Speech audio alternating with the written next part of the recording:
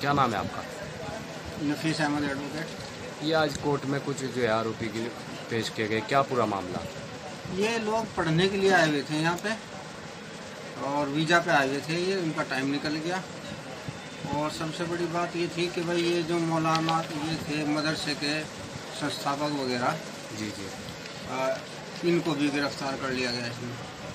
कहाँ, किस जगह का मामला है ये जलालाबाद है, जिला शामली में। तो अब क्या कोर्ट से जो है जमानत मिलेगी इनकी? नहीं, कोर्ट ने फिलहाल तो इनको 14 दिन की न्यायिक हिरासत में भेज दिया। अच्छा। और सीजेएम साहब ने भेजे।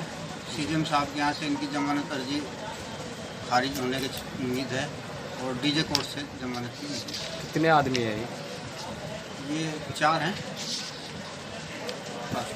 कितने आदमी बताए गए हैं? 7 आदमी। 6 आदमी। क्या नाम है इनके? इनके अब्दुल मजीद हैं, नोमान अली हैं, रिजवान खां हैं, फुरकान हुसैन, कारी अशरफ और हफीज।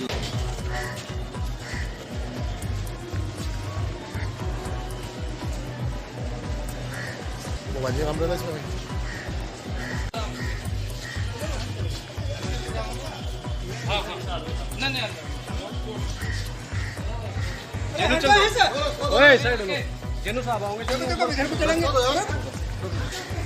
आ जाओ बेटे।